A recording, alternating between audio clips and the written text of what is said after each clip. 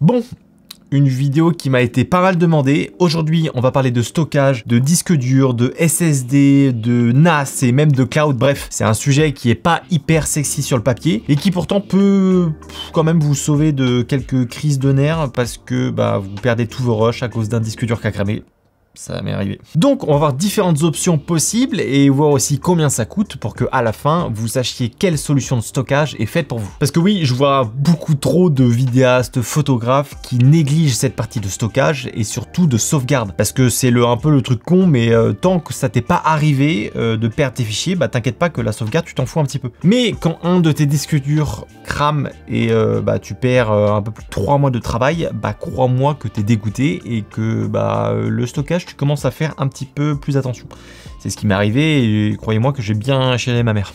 Donc après avoir passé un peu plus de 10 ans je pense à accumuler les disques durs et les disques SSD, j'ai testé un peu plus gros, j'ai testé aussi d'autres solutions et c'est ce que je voulais vous partager dans cette vidéo. Déjà pourquoi le stockage c'est hyper important, c'est vrai que c'est un petit peu con, mais t'as des fichiers vidéo, je les mets sur un disque dur ou sur mon ordi et puis ciao c'est bon. Sauf que t'es pas à l'abri qu'un disque dur crash, que tu te fasses voler ton ordinateur ou à la limite que tu perdes même un disque dur. Et c'est arrivé à tellement de gens de perdre des données, des projets entiers, voire même des années de recherche, simplement parce qu'ils avaient tout sur un seul et même endroit. Et là, s'il y a bien un seul truc à retenir de cette vidéo, c'est n'ayez pas toutes vos données sur un seul et même appareil de stockage. Il faut diversifier vos différents appareils, d'une part pour fluidifier votre travail et surtout pour faire des backups de toutes vos données. Moi, pour tous les projets, surtout en cours et ceux qui sont importants, j'ai toujours 3 endroits de sauvegarde avec tous mes rushs dessus. J'en ai 2 sur des disques durs au bureau et j'en ai un autre disque qui est chez moi au cas où si jamais j'en ai un qui crame, si mon bureau se met à brûler ou alors même si, je sais pas, tout casse en même temps. Alors, avant de commencer, petit disclaimer, je suis pas un gestionnaire de stockage. Je vais sûrement pas avoir les termes exacts dans cette vidéo, mais le but c'est pas que vous soyez pro en stockage, simplement que vous compreniez les différentes solutions qui existent. Donc tous ceux dont c'est le métier de travailler avec des serveurs, etc., n'hésitez pas à me dire en commentaire si jamais je me trompe, mais c'est pas une vidéo d'un spécialiste, juste un gars qui a testé pas mal de solutions différentes pour stocker ses fichiers. Donc on va commencer par le plus simple et généralement le moins cher, et ensuite petit à petit on ira vers le plus gros et le plus cher, et vous allez voir que c'est pas forcément la meilleure des solutions en fonction de votre activité. Ok, alors le premier type de stockage, c'est le disque dur classique ou le HDD. C'est en général les disques qui sont assez gros et plutôt lourds, et en fait c'est que physiquement on a un disque qui tourne à l'intérieur pour sauvegarder les données. Donc c'est un système qui est plutôt fragile parce que c'est un mécanisme qui est un peu à l'ancienne, donc faut vraiment éviter les coups, surtout quand il est branché. C'est en général le premier système que l'on se procure parce que c'est clairement les moins chers, on est autour des 50-60 € pour 1 Tera en fonction des vitesses de lecture. Donc très pratique pour stocker des fichiers parce que c'est pas très cher, mais par contre pour faire du montage dessus, c'est pas vraiment l'idéal. Simplement car la vitesse de lecture n'est pas assez rapide pour faire du montage de manière fluide. Maintenant ça marche, honnêtement je l'ai fait surtout quand j'ai commencé dans la vidéo de faire du montage sur un disque dur externe, mais quand tu passes à la solution d'après, c'est un peu le jour et la nuit. En fait les disques durs externes c'est plutôt des solutions d'archivage, c'est-à-dire que vous mettez tous vos fichiers dessus une fois que vous avez fini votre projet. Alors de temps en temps vous pouvez revenir chercher un fichier ou deux pour l'intégrer à un montage, encore une fois ça va à peu près marcher, mais c'est pas non plus le plus optimal. Aujourd'hui, il existe plein de marques différentes de disques durs externes, j'en ai utilisé pas mal, mais celle que je vous recommande le plus, c'est les LaCie. Ça me fait penser que tous les liens de tous les disques que je vais parler dans cette vidéo seront forcément en description. Donc les LaCie, c'est la marque avec les rebords un petit peu orange, c'est quand même des disques durs qui sont assez solides, je les ai trimballés un peu partout, et ils m'ont quasiment jamais lâché, en tout cas dans des conditions classiques. Mais s'il vous plaît, deuxième chose à retenir de cette vidéo, n'achetez surtout pas les disques durs à 30-40 €, vraiment bas de gamme, parce que ça typiquement c'est ce genre de disque dur là qui peut cramer très rapidement. Moi pour info j'en ai acheté 2 comme ça d'une marque et au bout de 3 mois ils ont cramé. Donc heureusement que j'avais des backups à côté, mais vraiment faites très attention aux disques durs que vous achetez, ça sert à rien d'acheter l'entrée de gamme, ça va pas du tout vous servir. Également il existe des gros disques durs, donc ça va être assez pratique quand vous avez typiquement des fichiers très lourds ou des projets qui sont assez costauds. Ça permet d'avoir tous ces fichiers sur un seul et même disque et du coup y avoir accès quand on en a besoin. Alors c'est une solution qui évite d'avoir 4-5 disques durs externes, sauf que si jamais celui-là crame, et vous perdez toutes vos données. Donc moi c'est pas la solution que je vous recommande le plus, je préfère limite avoir plusieurs petits disques durs qu'un seul gros où je prends le risque que tout part d'un coup. Deuxième type de stockage, il est de plus en plus connu, on va parler du SSD. Alors là vous voyez un petit peu la différence de taille entre les deux. Le SSD il n'a pas de mécanisme physique à l'intérieur, tout est électronique, ce qui veut dire que déjà c'est beaucoup plus rapide et surtout c'est beaucoup plus solide. fluide. En fait, c'est ça, le fait qu'il n'y ait pas du tout de mécanisme à l'intérieur, et bah ça fait que la vitesse de lecture va être bien plus rapide sur un SSD qu'un disque dur classique. Donc vous voyez où je veux en venir. En général, le SSD, c'est là-dessus on va mettre tous nos rushs pour faire notre montage. Vu qu'il a une capacité de lecture supérieure, bah forcément le montage sera plus fluide car l'accès aux données de vos fichiers est beaucoup plus rapide. Autre avantage du SSD, c'est sa solidité. C'est vraiment un disque qui est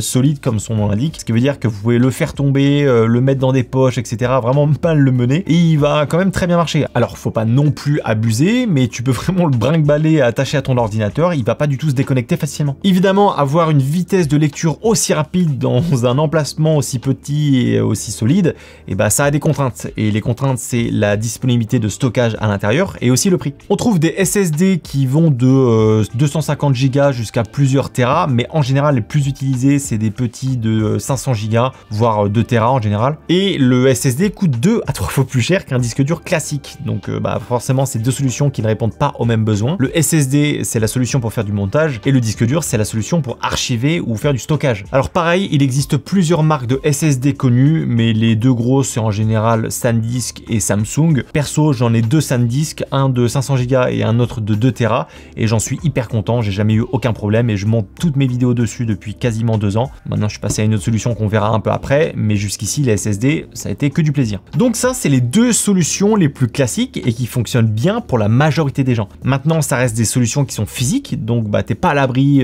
que ton appartement brûle, que tu te fasses voler tes affaires ou simplement que le disque dur crache. Bon, on parle des pires scénarios, mais pour tout ce qui est stockage, il faut en général envisager le pire scénario, histoire d'être sûr de pas tout perdre. Donc on va voir deux autres solutions qui sont moins connues, mais tout aussi intéressantes, et là on va rentrer dans le stockage un peu plus professionnel. Avant de vous parler du NAS que j'ai récemment acquis, on va parler de stockage en ligne et surtout du cloud, et vous allez voir que c'est assez intéressant. Alors le cloud, si vous sortez pas d'une grotte, vous savez que c'est du stockage qui est en ligne, c'est-à-dire que vous pouvez y avoir accès dans n'importe quel endroit du monde tant que vous avez une connexion internet. Donc l'intérêt promis du stockage sur cloud, c'est la sécurité. Bien qu'il faut savoir quand même que le stockage en cloud, en général vos données sont stockées dans des data centers, c'est des espèces d'énormes hangars avec beaucoup de données à l'intérieur, donc t'es pas à l'abri que l'hangar crame, mais c'est quand même assez rare, et en général ils stockent tes données dans plusieurs data centers différents, donc normalement t'es tranquille. Donc l'avantage du cloud, c'est la sécurité et l'accessibilité, parce qu'il y a un accès partout, même sur ton téléphone. Forcément sur le papier, c'est un petit peu la solution hyper intéressante pour du stockage. Après, faire du montage directement sur du cloud, c'est clairement pas une bonne idée, parce que même si vous avez une très bonne connexion internet, ça sera pas assez rapide pour faire un montage fluide. Par contre, pour bosser sur des fichiers moins complexes, se partager des données ou simplement sécuriser toutes les données, et là c'est hyper intéressant. Alors j'ai fait pas mal de recherches pour trouver des solutions cloud intéressantes, et je me suis arrêté sur Infomaniac et plus précisément Kadrive, qui est donc le sponsor de la vidéo. Alors faut savoir que Kadrive propose plusieurs solutions liées au cloud. On a donc Swiss Backup, donc là c'est si jamais vous souhaitez simplement faire un backup de vos données, je pense notamment à un projet hyper important, vos papiers, voire même des photos. Personnellement, j'ai tous mes documents d'identité et mes projets vraiment importants vidéo qui sont sur mon cloud, au cas où si jamais j'en ai besoin dans n'importe quel pays, ou simplement si je veux être sûr que mes données sont sécurisées à un endroit précis. Et ce qui est assez pratique, c'est que du coup ils ont plusieurs offres en fonction de la capacité de stockage dont vous avez besoin. Ils ont également un service d'envoi de fichiers qui est gratuit jusqu'à 50 Go et qui s'appelle Swiss Transfer, donc assez pratique quand on voulait envoyer des fichiers plutôt lourds. Et le dernier qui nous intéresse pas mal, c'est Kadrive. Kadrive, c'est un système de cloud collaboratif pour stocker des données. Alors on peut aller jusqu'à 100 Tera, donc t'es large niveau stockage quoi, et c'est accessible par une ou plusieurs personnes. Donc pareil, ça permet d'avoir accès à tous les fichiers sur internet, et surtout quand on est en équipe, ça s'appelle plutôt pratique. D'ailleurs, vous pouvez tester Kadrive jusqu'à 15 Go de manière gratuitement, donc ça vous permet de voir si c'est une solution qui peut vous intéresser. Infomaniac propose honnêtement pas mal de services différents liés au cloud ou au transfert de données. Ah oui, aussi important, ils ont une grosse sensibilité sur tout ce qui va être protection de données et aussi sur l'écologie. Et honnêtement, c'est une boîte humaine avec un support assez réactif, donc perso, je suis hyper content de bosser avec des boîtes comme ça. Et d'ailleurs, si jamais tout ça vous intéresse, je vous mets tous les liens en description. Donc le cloud, c'est pratique et c'est sécurisant, sauf que pour faire du montage dessus, c'est clairement pas optimisé. Et du coup, j'ai cherché une solution qui me permettait de faire mon montage dessus, de pouvoir stocker pas mal de fichiers et surtout quelque chose qui soit accessible partout. Et donc, je vais vous parler de la dernière solution de stockage qui est le NAS. Alors le NAS, c'est un système de stockage physique qui va contenir des disques durs et des SSD et qui est directement relié à notre réseau. Donc on a l'avantage d'y avoir accès via le réseau au bureau, mais aussi par internet. Ce qui est top, c'est qu'en fonction du NAS que vous avez et surtout des accessoires, vous pouvez avoir une connexion telle que vous pouvez faire du montage directement sur le NAS. Et ça, j'avoue que c'est ce que je recherchais depuis hyper longtemps, ne plus avoir 3 SSD branchés en même temps sur mon ordinateur et avoir toutes mes données accessibles n'importe où dans le monde. L'intérêt du NAS, c'est d'avoir plusieurs disques durs à l'intérieur. Typiquement, moi j'en ai 4 de 8 Tera chacun. Et tu peux choisir le nombre de copies que tu souhaites sur chacun des disques durs. Alors là, on rentre un petit peu dans la partie technique, mais c'est la mise en place des RAID. Donc perso, moi j'ai un Synology DS1522+, qui a donc 5 baies pour un total du coup de 32 Tera actuellement avec la config que j'ai faite. Ce qui me laisse quand même pas mal de place, j'ai le temps avant de le remplir, et c'est surtout que ça me permet de faire directement du montage dessus. Parce que oui, il faut savoir qu'en général, on branche notre NAS par prise Ethernet directement sur notre ordinateur, et du coup ça envoie entre guillemets les fichiers par câble. Donc on a une vitesse de lecture qui est assez intéressante, mais qui est pas non plus incroyable pour faire du montage. Honnêtement, ça passe, on l'a fait pendant les 2 premiers mois sur des petits montages, mais c'est pas aussi rapide qu'un SSD. Donc en général, les prises sont du 1 gigabit par seconde sur les NAS, on va dire classiques. Et nous là, on a upgrade avec une prise 10 gigabits par seconde qu'on a branché à nos 2 Mac. Et là, c'est incroyable, on a une vitesse de lecture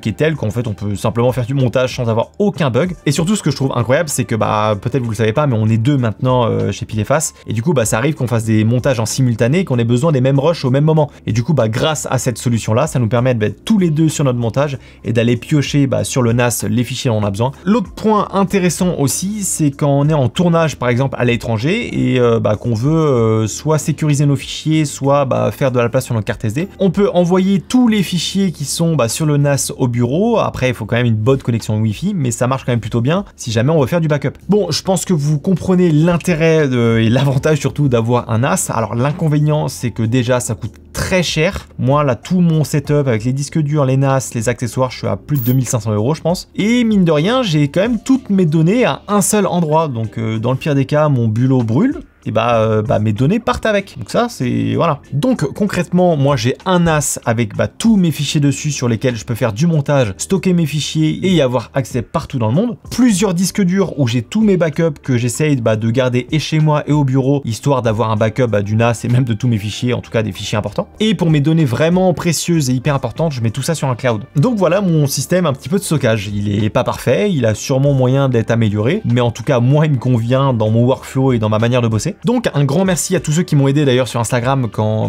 je me suis lancé dans la partie un peu NAS. J'espère que ces solutions-là vont pouvoir vous aider pour votre stockage à vous. Rappelez-vous que c'est vraiment quelque chose à ne pas négliger et c'est hyper important d'avoir plusieurs systèmes de stockage différents au cas où on sait jamais ce qui peut se passer. Merci aussi à Infomaniac, je vous mets tous les liens en description comme d'habitude et je vous dis à la semaine prochaine dans une autre vidéo. La bise!